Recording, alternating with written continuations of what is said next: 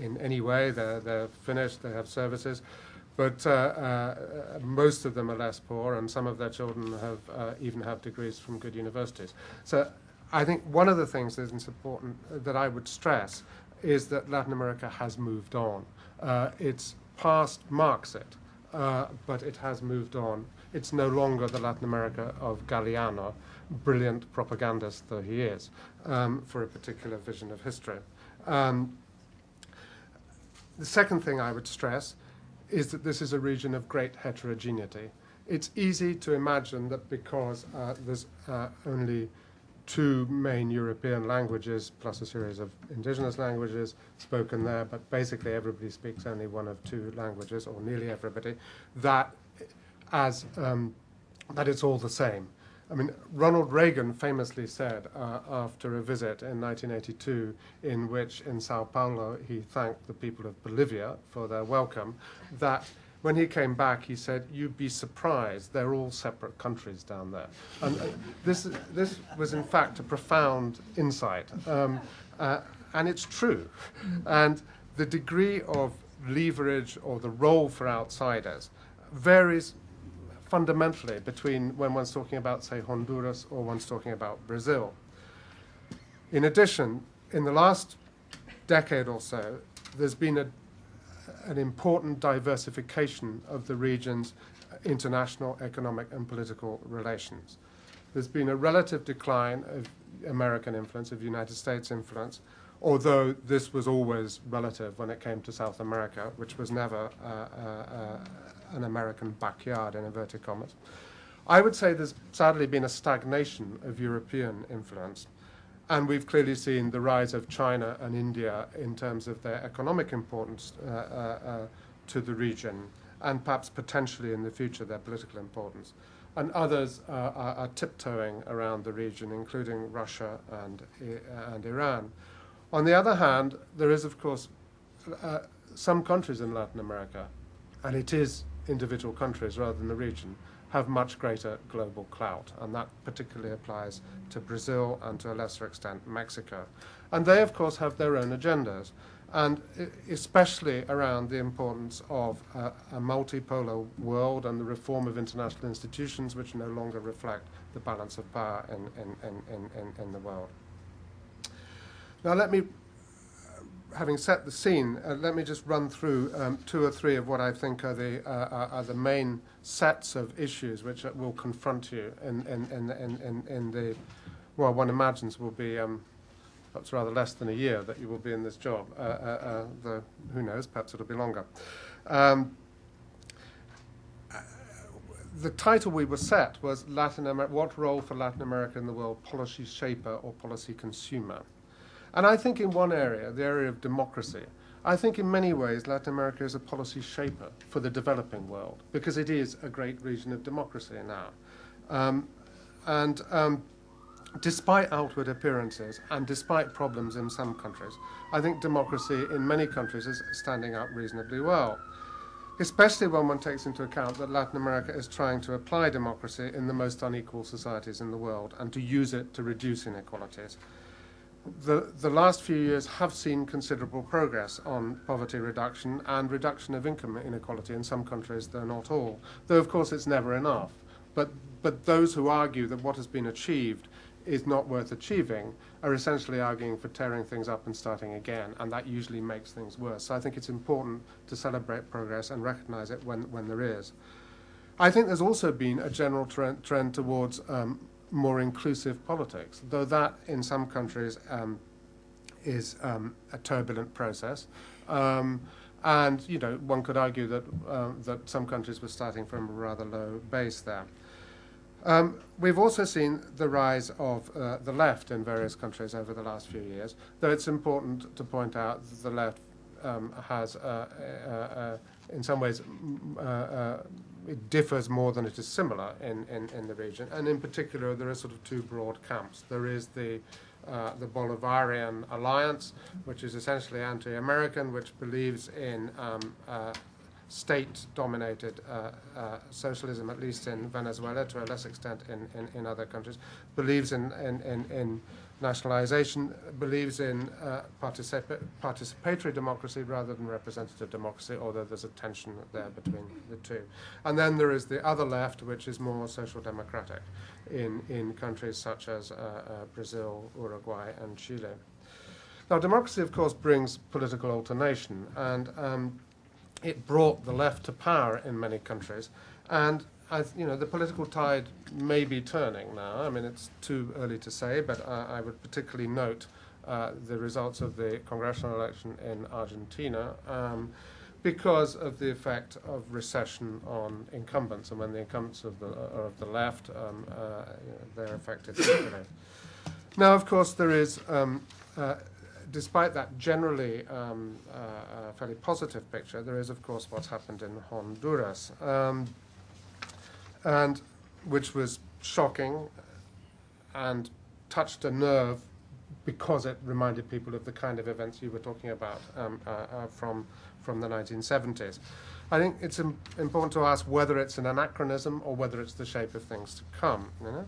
And I think it's clearly there were some particular circumstances in Honduras. I mean, you had a president who switched sides essentially, who was elected under one platform, and who then signed up to Chavez's Bolivarian Alliance. And I think it shows, the deep fear of Chavismo amongst, elites, if you like, in Latin American countries, but not just elites. I mean, Chavez's intervention in various elections over the last few years has usually had an effect of mobilizing voters against the candidate whom he has supported. And that's because there's a sense in which he is seen as somebody who came to power by democratic means and then stacks the rules against the opposition, and people worry that things might not be reversible. Now, that was the context of the coup. That doesn't justify it in any way, clearly. And there's been vehement and universal condemnation of it, and it's important to reverse it. The question is how. I suspect that it's going to require a negotiation. I think the attempts. It's interesting that the Cardinal of Honduras, a very distinguished churchman from a liberation theology background, warned President Zelaya not to rush back in, otherwise there might be violence, and one fears that the longer things go before there are negotiations about how to get him back, then the greater the risk of violence.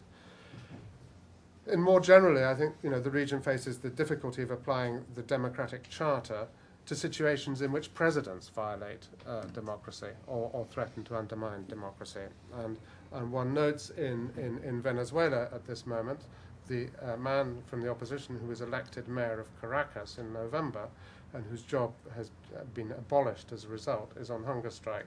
I'm surprised that Ken Livingstone hasn't gone to join him, but Ken Livingstone, of course, has other loyalties in Venezuela.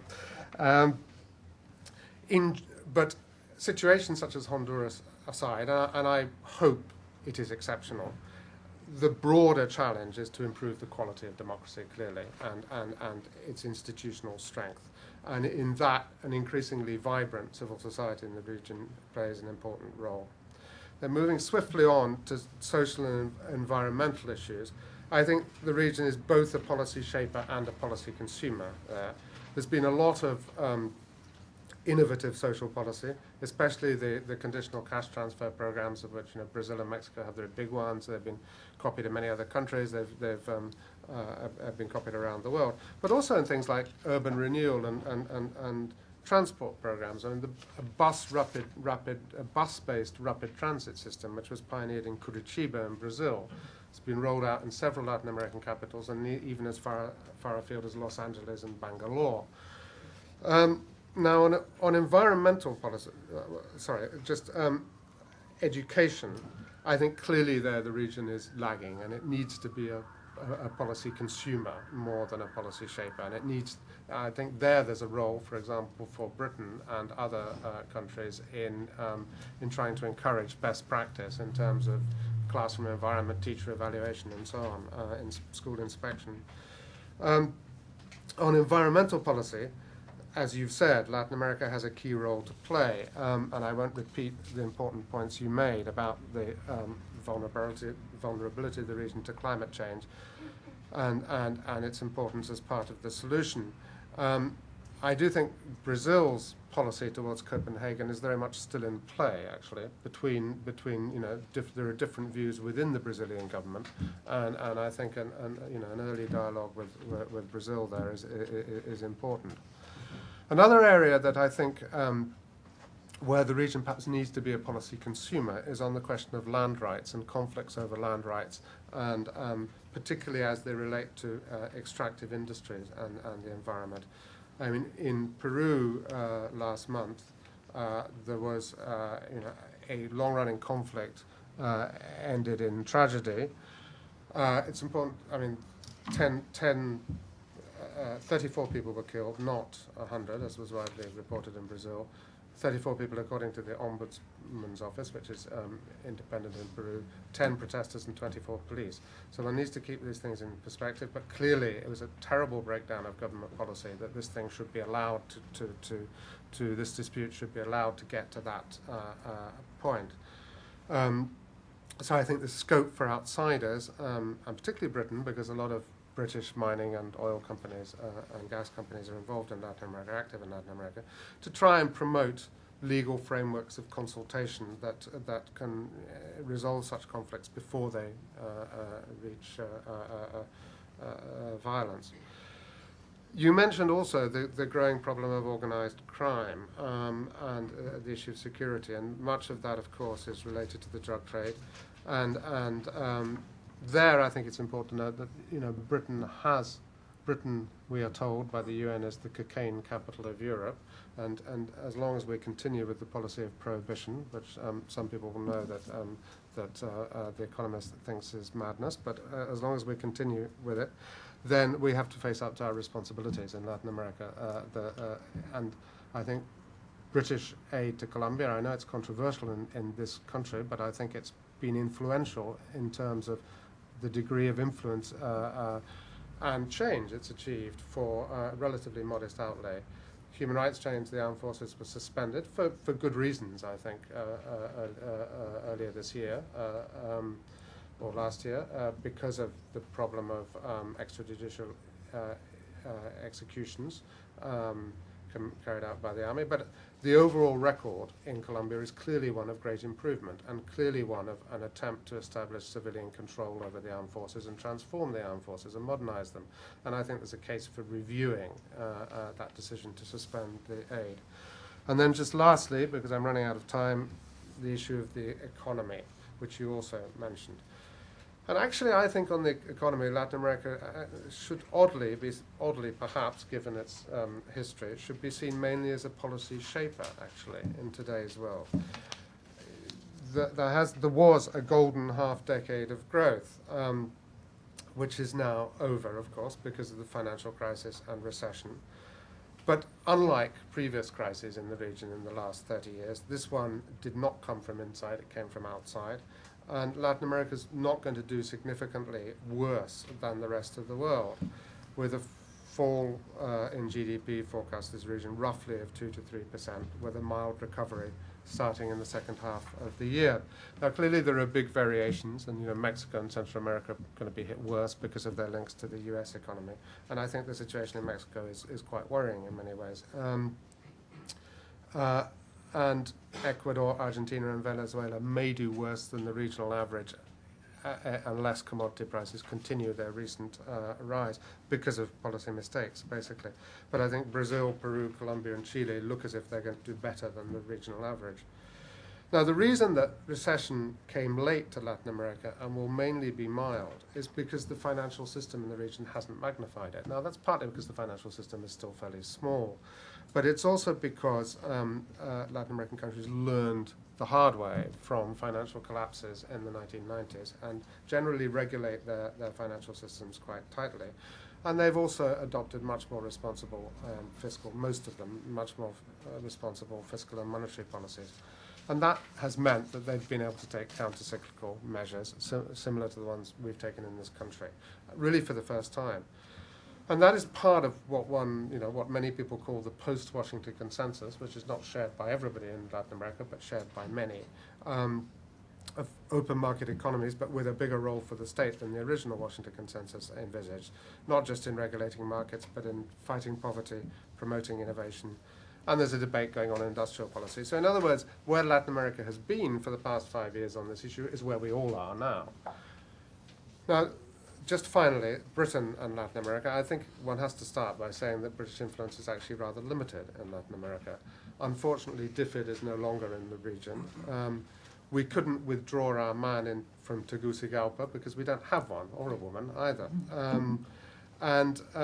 So I think we should concentrate on on using our influence where we can make the most of it. I think I've highlighted some instances where I think that applies, such as Peru and Colombia and so on. But most of this is clearly on global issues. Latin America is actually rather most of it is rather anti-protectionist now, and would welcome your commitment to free trade, I think, most countries. And as you say, in terms of the big debates about regulating the world economy and climate change, I think Latin America does have an important role to play. Thanks. Many thanks indeed.